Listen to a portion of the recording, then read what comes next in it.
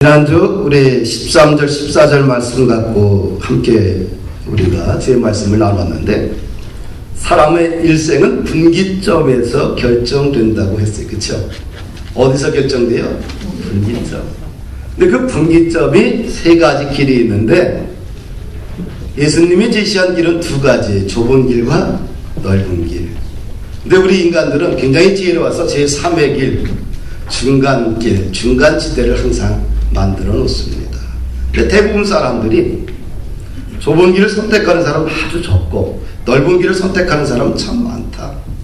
근데 대부분의 사람이 또 중간지대에서 머뭇거리고 있는 사람들이 의외로 많다는 것이지요. 근데 구원의 길, 생명의 길, 복된 길, 축복의 길은 좁은 길 한 길밖에 없다는 것입니다. 할렐루야. 우리가 뒤돌아보면, 우리 인생의 길을 뒤돌아보면 우리는 금방 알게 돼요. 어려운 길과 쉬운 길을 선택할 때, 쉬운 길을 투하면 모든 사람들이 그 길로 가기 때문에 얻어지는 것이 별로 없어요. 먼 길과 짧은 길을 놓고 볼 때 먼 길을 선택해야지만 인생에 도움이 된다는 걸 압니다. 그런데 짧은 길을 선택하지요. 훈련된 길과 방종된 길을 선택을 할 때 항상 사람들은 어떻게 돼요? 훈련된 길을 포기합니다. 어렵기 때문에. 생각이 깊은 길보다 생각이 없는 길 사이에서 생각이 없는 길을 선택을 해요. 우리는 다 알아요. 어떻게 사는 길이 지혜로운 길인지, 믿음의 길인지, 하나님이 원하시는 길인지를 다 아는데, 우리 인간이 내려놓지 못해서 좀 더 가치 있고 의미 있는 인생을 살기 싫어서, 편안하게 살고 싶은 그 욕망 때문에 쉬운 길을 선택을 해요. 쉬운 길은 말 그대로 축복의 길은 아닙니다. 할렐루야. 이어서 오늘 15절과 20절 말씀을 우리 함께 나눠보고자 합니다. 예수님은 제자들에게 설교자와 교사들을 평가하는 기준으로 제시한 것이 있는데, 도대체 어떤 열매가 있느냐, 그 열매로 설교자와 교사들을 평가한다고 그래요. 열매가 있으면 좋은 지도자가 되고, 열매가 없으면 어떻게 돼요? 거짓 그리스도인, 거짓 교사, 거짓 사람이 되는 것입니다. 두 가지가 있는데, 설교자의 삶의 열매와 교리의 열매가 있어요. 설교자가 삶의 열매는 있는데, 잘못된 교리를, 진리를 가르친다면 많은 사람들이 가장 잘 속아 넘어갈 거예요. 왜? 삶이 우연하니까. 그런데 가르치는 교리가 잘못됐을 때 많은 사람들이 잘못된 길로 인도되게 됩니다.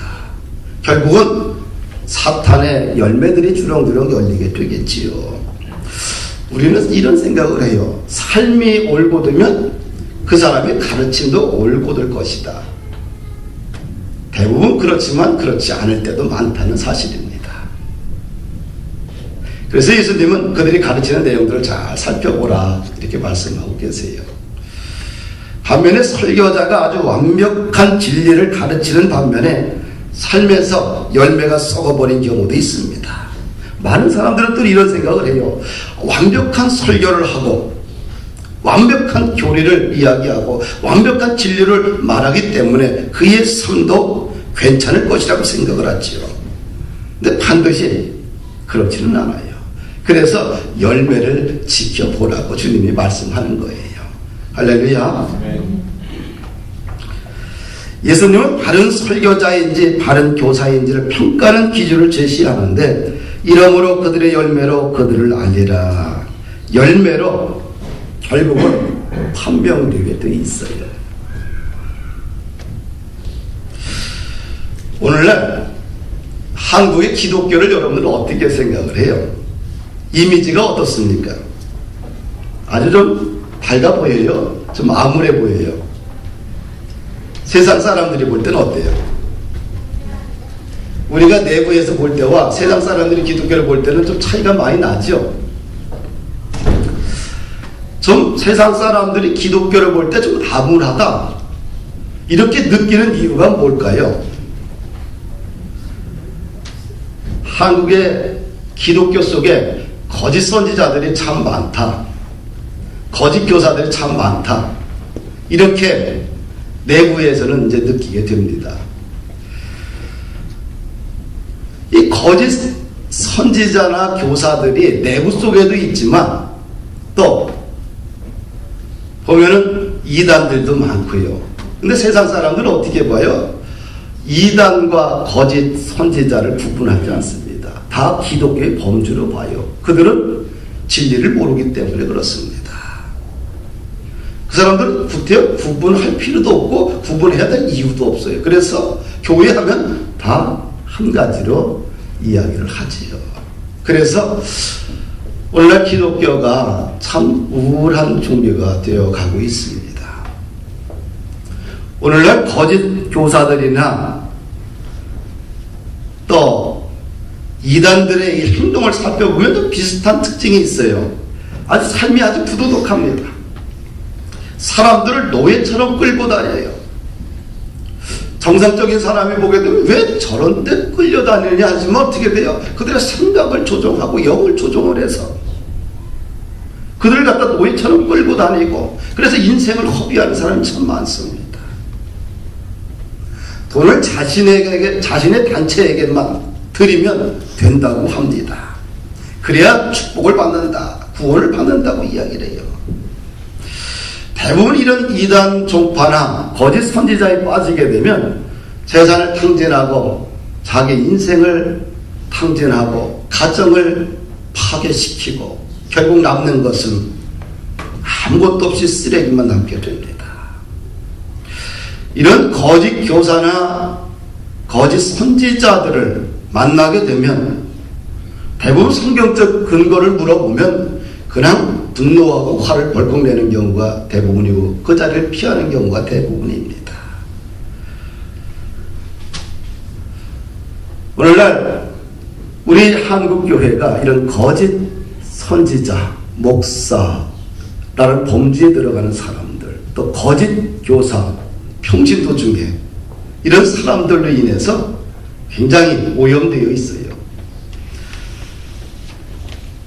오늘 이 본문은 예수님 당시나 오늘 이 시대에 똑같이 통용되는 말씀인데, 어떻게 하면 이런 사람들로부터 우리가 벗어나고 또 이런 사람들을 어떻게 하면 구분할 수 있는가? 주님이 두 가지를 우리에게 가르쳐주고 있어요. 이 사람들의 특징은 겉과 속이 다르다는 거예요. 할렐루야. 17절을 보니까 거짓 선지자들을 삼가라. 양의 옷을 입고 너에게 나오나 속에는 노략질하는 일이라. 거짓 선지자들은 겉이 아주 능수능란하다고 합니다. 겉은 양의 옷을 입고 있지만 속에는 노략질하는 이리로 가득 차 있다고 그래요. 겉과 속이 다른 것, 이것이 거짓 선지자들의 가장 뚜렷한 특징입니다. 그러면 포장된 모습으로 살아가는 그리스도인들은 또 얼마나 많을까요? 그렇죠? 네? 오늘날 성도들을 평가할 때 겉은 화려한데 속은 전혀 예수 믿는 성도의 모습이 아닐 때가 많다고 합니다. 이 말은 믿음과 삶이 일치하지 않는다는 것이지요.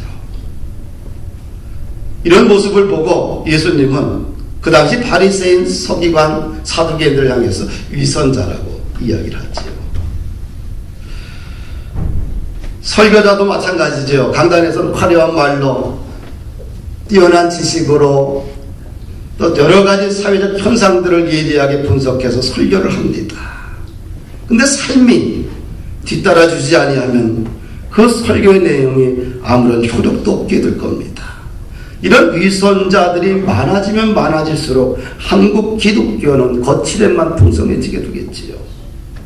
그렇죠? 만약에 우리 본포른 교회에 겉과 속이 다른 거칠애로만 성도들로 꽉 차 있다고 한다면 굉장히 심각한 문제겠지요. 그렇죠? 그럼 주님의 제자들은 어떻게 살아야 되느냐? 주님께서 말씀해 너희는 세상의 소금이요 빛이라. 세상을 향해 소금과 빛의 사명을 감당하는 것이 오늘 우리들에게 주신 미션이며 사명입니다.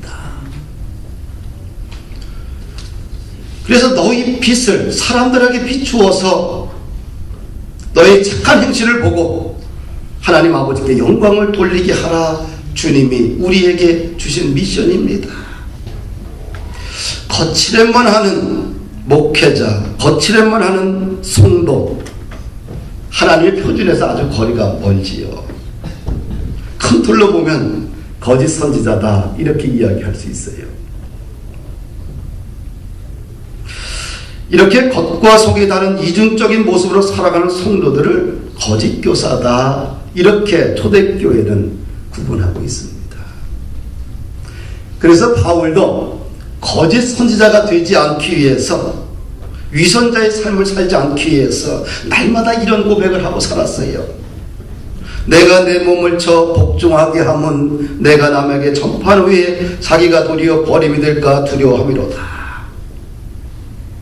바울이 위선자가 되지 않기 위해서, 거짓 선지자가 되지 않기 위해서 날마다 자기의 몸을 쳐서 하나님께 십자가 앞에 복종하는 바울의 모습을 봅니다. 우리가 거칠에만 치중하다 보면 어느 날 주님과 전혀 상관없이 살아갑니다. 신앙생활을 하면서 겉은 화려한데 속은 너덜너덜해진 자신의 죄악의 모습으로 추락할 수도 있습니다. 거칠에만 치중하다 보면 그렇게 되어집니다. 우리는 이렇게 비유해요. 예수님은 뭐예요? 신랑이고 우리는 신부예요. 신부. 근데 신랑과 신부가 언젠가는 뭐예요? 결혼식을 하게 돼요. 그 결혼식이 언제냐? 나와 여러분들 아무도 몰라요. 예수 그리스도가 하나님이 정하신 그때에 천사장의 나팔소리와 함께 공중에 재림할 때에 살아있는 자가 휴거하고 예수 참 믿던 사람들이 무덤에서 일어나 휴거해서 공중에서 혼인잔치하는 날, 그때 결혼식을 하게 돼요.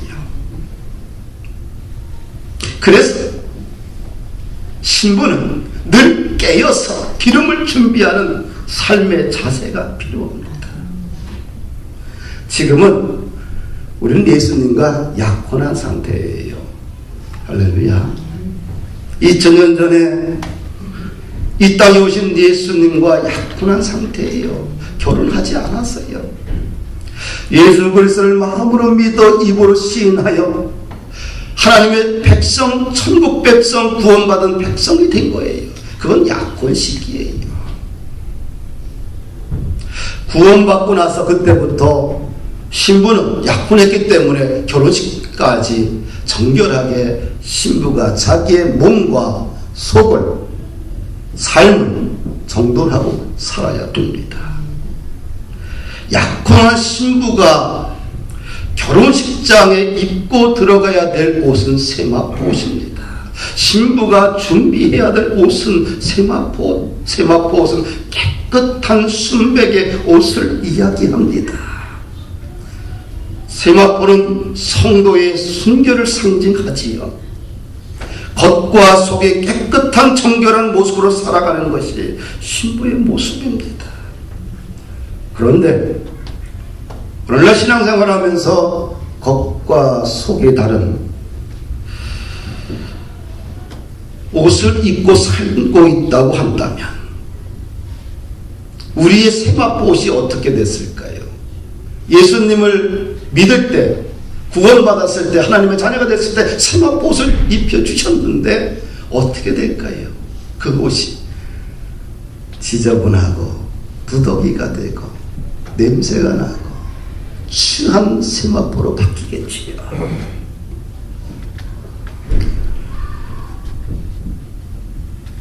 우리가 거칠의 신앙에서 탈피해야 됩니다. 그러려면 하나님께 우리의 시선을 일생 동안 고정하고 살아야 돼요. 하나님이 우리에게 원하시는 것은 돈도 아니고 우리의 지식도 아닙니다. 우리의 명예도 아니지요. 더 큰 교회로 성장하는 것도 아닙니다. 하나님이 우리에게 원하시는 것은 신부로서 정결한 모습으로 세마포 옷을 입고 주님 앞에 신부로서 나오기를 원하시는 거예요. 할렐루야.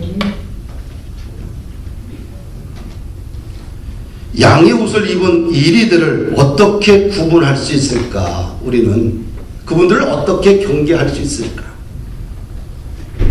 진짜 양의 옷을 입고 이리처럼 들어와서 교회를 파괴하고 교회를 어지럽히는 거짓 선지자들을 어떻게 하면 막을 수 있을까? 예수님이 정하신 원칙이 하나가 있어요. 새로운 사람들은 선생이 되어서는 안 된다는 거예요.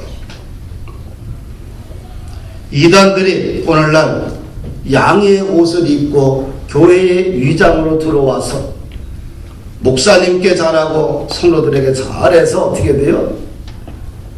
교회를 장악한 후에 교회를 통째로 이단으로 끌고 가는 것이 요즘 이단들이 교회에 와서 하는 일들이에요. 그리고 담임 목사를 내보내고 이단 수계를 갖다가 교회 담임 목사로 청명을 합니다.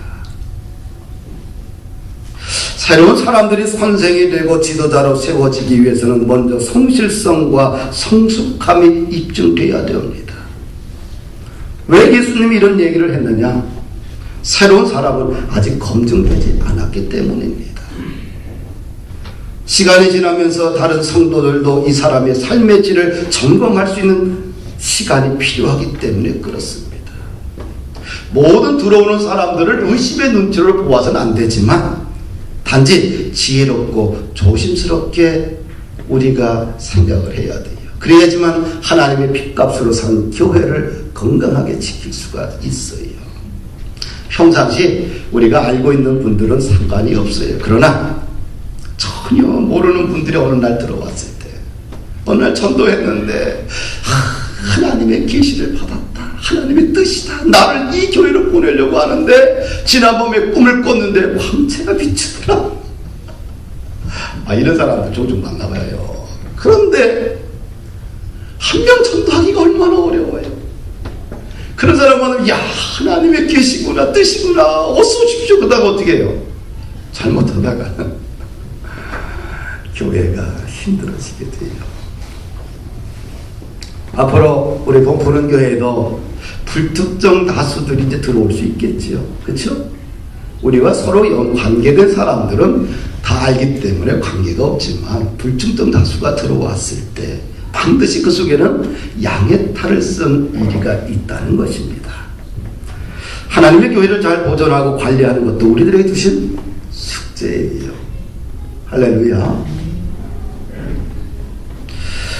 거짓 선지자들 구분하는 두 번째 방법은 열매로 그들을 알리라. 따라합시다. 열매로 그들을 알리라. 열매로 그들을 알리라. 16절 18절 말씀을 보니까 그들의 열매로 그들을 알지니 가시나무에서 포도를 또는 원고기에서 무화과를 따겠느냐. 이와 같이 좋은 나무마다 아름다운 열매를 맺고 못된 나무가 나쁜 열매를 맺나니 좋은 나무가 나쁜 열매를 맺을 수 없고 못된 나무가 아름다운 열매를 맺을 수 없느니라. 예수님이 이 사람이 정말 이리인지 양인지 어떻게 구분하면 된다고 하냐면 열매를 보면 자연히 알게 된다는 거예요. 할렐루야. 가시나무에서 포도 열매를 딸 수 있어요? 딸 수 없다는 겁니다. 이것은 자연의 섭리인 걸 누구나 다 알지요. 마찬가지로 좋은 나무에서 좋은 열매가 수확하는 거고 나쁜 나무에서 좋은 열매를 기대하는 것은 어렵습니다. 이것은 자연이 이치면서 영적인 원리입니다. 그래서 열매를 보면 그가 이리인지 양인지 좋은 성도인지 나쁜 성도인지 알 수 있지요. 근데 열매는 한순간에 달리는 게 아니잖아요. 그 나무의 결과가 열매입니다. 오랜 시간이 지나가서 열매로 나타나게 되는 것이지요. 베드로가 베드로후서 2장에 보면 당시에도 거짓 선지자, 이단들, 거짓 교사들이 참 많았어요. 그래서 그들이 어떤 행동을 하느냐, 그 특징에 대해서 이렇게 쓰고 있어요. 그들은 멸망하게 할 이단들을 교회에 데리고 들어온대요. 거짓 선지자들은. 그들은 호색하는 것을 즐기고요. 그들은 탐심으로 지어낸 말을 가지고 서로 이득을 삼는데요. 특별히 육체를 따라 더러운 정욕 가운데 행하고요. 이들은 경솔하고 자긍하며 떨지 않고 영광 있는 자들을 비방해요. 교회에서 은혜롭게 하나님 말씀대로 사는 사람들을 보여 비방하는 것. 이성 없는 짐승 같아서 그 알지 못하는 것을 비방을 해요. 낮에 즐기고 노는 것을 기쁘게 여기고 음심이 가득한 눈을 가지고 범죄하기를 그치지 아니에요. 굳세지 못한 영혼들을 유혹하며, 이런 사람들이 초대교회의 거짓 선지자들이 특징이라고 합니다. 오늘날 별반 차이가 없잖아요. 좋은 열매를 맺기 위해서는 좋은 나무가 필요해요. 좋은 나무는 좋은 뿌리에서 결정이 됩니다. 뿌리가 병들고 썩어 있으면 절대로 좋은 나무로 성장하지 못하고 좋은 열매를 거두지 못해요. 결국에는 뿌리입니다. 결국엔 나무의 문제, 열매의 문제는 뿌리입니다. 뿌리에서 결정이 되지요. 뿌리는 삶의 거룩한 원칙이라고 우리가 구분해 볼 수 있어요. 이것은 다른 말로 이야기하는 내면의 상태, 마음의 상태를 우리가 말합니다. 그 내면이 거듭나야 돼요. 할렐루야. 좋은 열매를 맺기 위해서는, 좋은 나무가 되기 위해서는 내면이 예수 그리스도의 피로 거듭나야 돼요. 그리고 중생의 은혜뿐만 아니라 성결의 은혜를 받아야 돼요. 초대교회의 오순절날 다락방에 있었던 이 성령의 열매는, 이건 중생의 경험이 아니라 성결의 은혜입니다. 할렐루야. 예수 믿고 나서 여전히 내 안에 죄악이 자리 잡고 있어요. 옛승품이 그대로 있어요. 그것을 비꾸고 나서 주여 십자가를 바라보며 여전히 나는 죄인입니다. 나를 정결케 주옵소서. 주님 앞에 부르짖으며 기도하며 주님 앞에 십자가 앞에 사실을 내려놓을 때에 하나님의 초자연적인 역사로 성결의 은혜로 깨끗이 제거해 주십니다. 그래야지만 뿌리가 건강해져요. 그리고 늘 성령 충만한 삶을 유지해야 됩니다. 그래야지만 나무가 건강하고 열매가, 성령의 열매가 주렁주렁 열리게 됩니다. 성령의 은사와 성령의 열매는 별개입니다. 성령의 은사는 우리가 예수님 잘 믿다가 어느 날 받아서 은사 받을 수 있어요. 열매는 결과입니다. 신앙의 결과. 할렐루야. 예수님과 관계가 없어도 능력이 나올 수 있습니다. 기적을 만들어낼 수도 있습니다. 그러나 예수님과 관계없이는 절대로 성령의 열매는 거둘 수가 없다는 겁니다. 성령의 열매는 언제나 예수님과 친밀한 관계를 통해서만 얻어지는 하늘의 축복입니다. 요한복음 15장 1절에서 5절 보니까 나는 참 포도나무요 내 아버지는 농부라. 물은 내게 붙어있어 열매를 맺지 아니하는 가지는 아버지께서 그것을 제거해 버리시고, 물은 열매를 맺는 가지는 더 열매를 맺게 하려 하여 그것을 깨끗하게 하시느니라. 너희는 내가 일러준 말로 이미 깨끗하여졌으니 내 안에 거하라. 나도 너희 안에 거하리라. 가지가 포도나무에 붙어있지 아니하면 스스로 열매를 맺을 수 없음 같이 너희도 내 안에 있지 아니하면 그러하리라.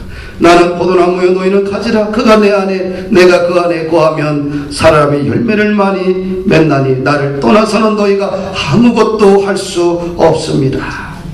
가지의 사명은 하나입니다. 포도나무에 확 붙어 있는 거예요. 붙어 있으면 열매를 많이 맺습니다. 이것이 축복의 원리이면서 이것이 열매를 맺는 원리입니다. 우리가 예수 믿는 순간 최상품 포도나무에 붙어 있었는데 시간이 지나면서 최상품 포도나무에서 최상품 포도 열매가 열려야 되는데 왜 들포도 열매가 열릴까?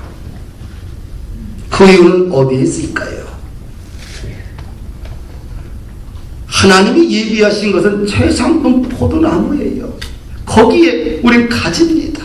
그런데 그러면 열매가 극상품의 열매를 열려야 되는데 거두어야 되는데 왜 들포도 열매를 거둘까?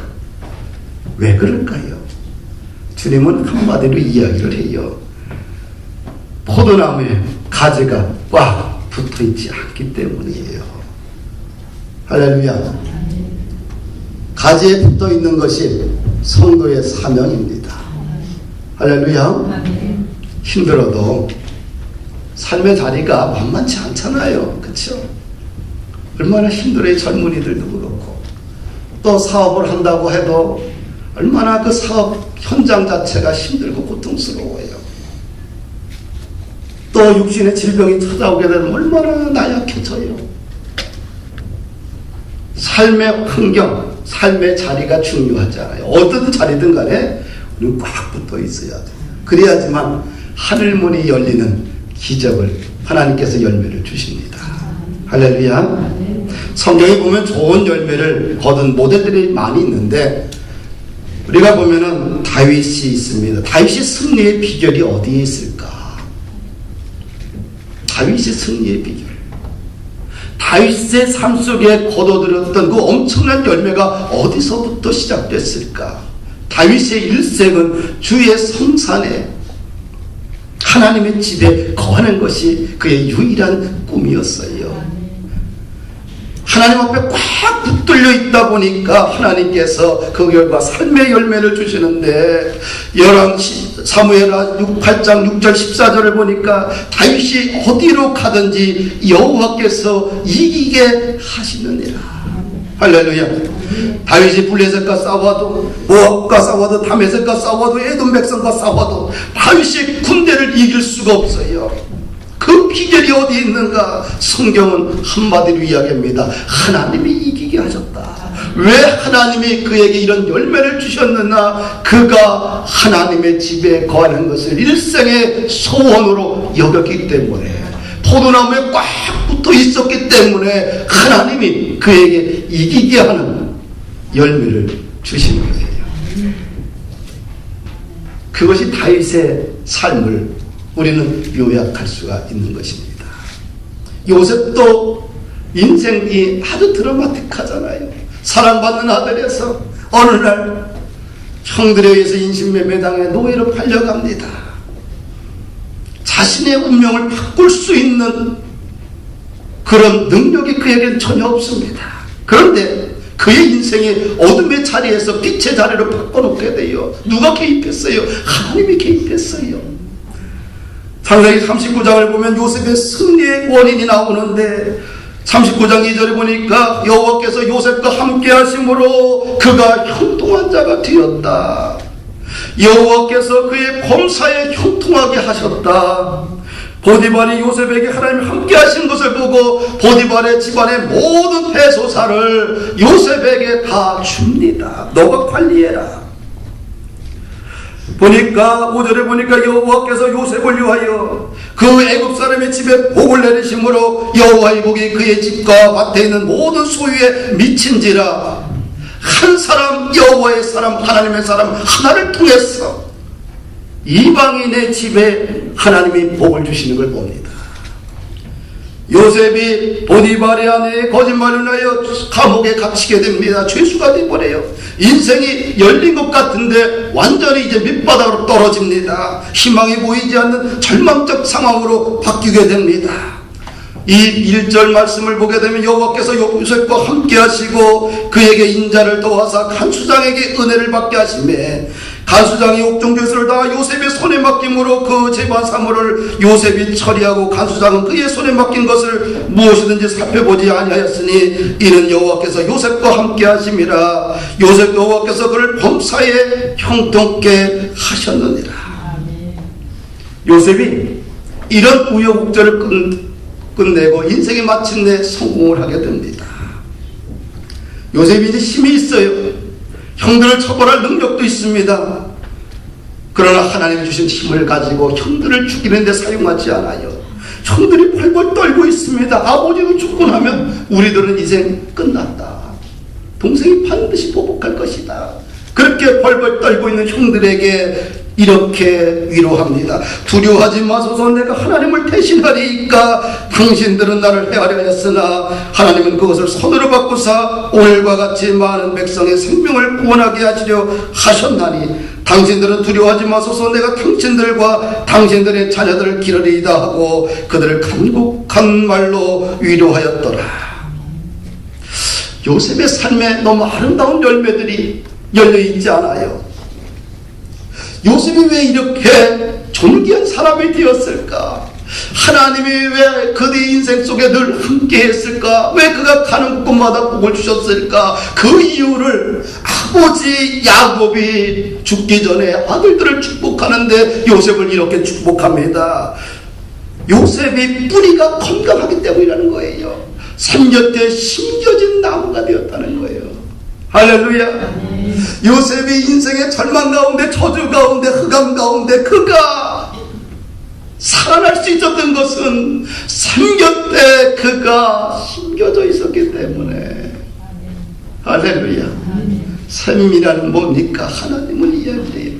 하나님 곁에 그가 뿌리를 받고 깊이 뿌리를 받고 있다 보니까 뿌리가 건강한 거예요. 뿌리가 건강하면 어떻게 돼요? 나무가 건강해지고 건강한 열매가 열리게 되는 거예요. 할렐루야. 2014년도를 뒤돌아보면 교회 역사에 새로운 열매들이 참 많이 있습니다. 해외 신학교도 3개나 세워졌고요. 또 하얼빈에도 번역 선교팀들이 세워져 운영되고 있고요. 또 연결 우리 범포론교회 지성전도 작년 3월에 세워져 가지고 아주 건강하게 잘 성장하고 있어요. 성도들의 삶이 얼마나 이쁘고 고결한지 모릅니다. 또 금년에 8명의 임직자들을 세웠어요. 권사님 3분, 안집사 5분을 세웠는데 훌륭한 일꾼들을 정말 잘 세웠어요. 또 교회 예배의 변화를 위해서 예배 전 20분간 경배와 찬양을 드리기 위해서 1월 1일부로 시작을 했는데 많이 성숙해졌어요. 얼마나 저도 은혜를 받는지 모릅니다. 또 쉬운 찬양단도 과거에 지휘자과 반주자들이 없어서 늘 고생했는데 지휘자, 반주자와 대원들이 순종과 헌신으로 점점 자리 잡아가는 금년 한 해의 모습을 보면서 하나님께 큰 영광을 돌립니다. 또한 금년도에도 3명의 장로님을 빈택할 수 있는 공동체의 기쁨을 주신 것 얼마나 감사한지 모릅니다. 작년에 이어 금년에도 1억이라는 헌금을 보내주셔서 교회 빚을 거의 다 갚을 수 있도록 하나님이 우리들에게 좋은 열매를 주셨어요. 그래서 금주에 빚을, 은행 빚을 1억을 갚았습니다. 할렐루야. 은행 빚을 갚는데 얼마나 행복했는지 몰라요. 그 짐들이 한순간에 다 사라지는 것 같았어요. 저희 가정도 감당하지 못할 정도로 하나님의 은혜를 주셨던 한 해입니다. 이렇게 아름다운 열매를 함께 나눌 수 있는 것은 우리 모두 한 마음으로 주님을 섬겼기에 가능한 것입니다.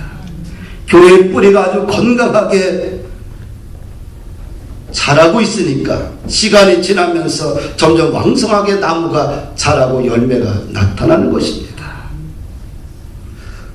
사랑하는 여러분들, 이 열매라는 것은 뿌리가 건강하기 때문입니다.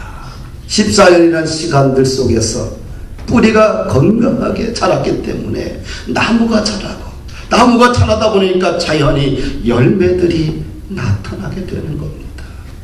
할렐루야. 우리 19절 20절 말씀을 함께 읽습니다. 말씀의 결론입니다. 같이 읽을까요? 시작. 아름다운 열매를 맺지 않는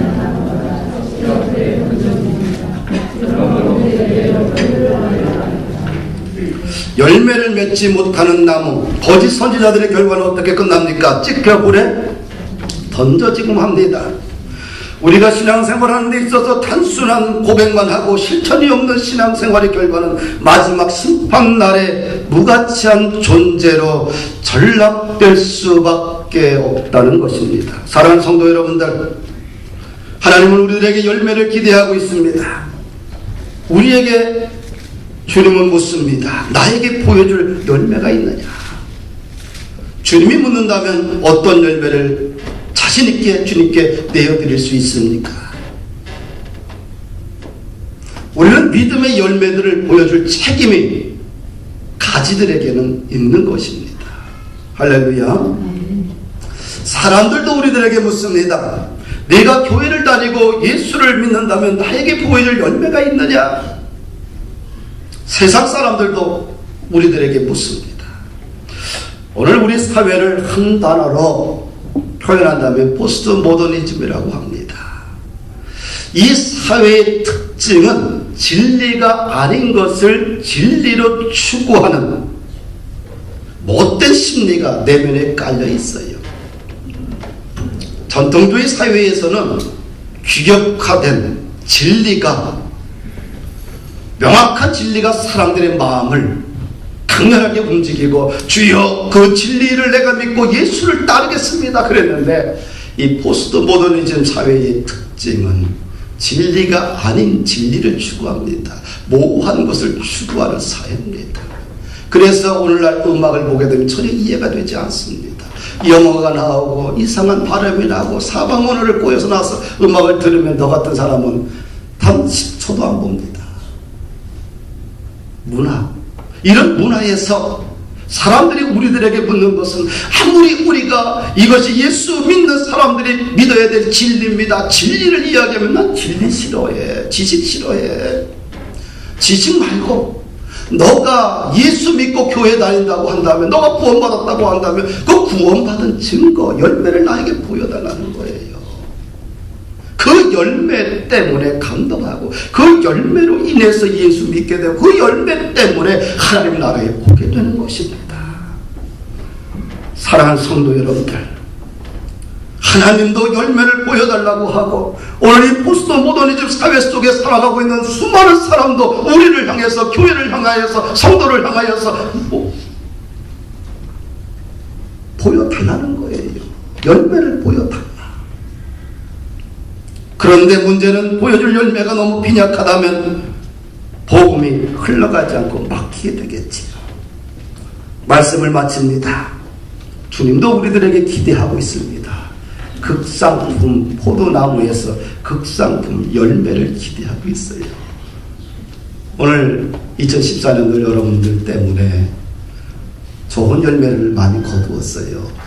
2015년도 함께 예수님 붙들고 극상품 포도 열매를 많이 수확하는 그런 꿈을 한번 꾸어보십시다. 할렐루야.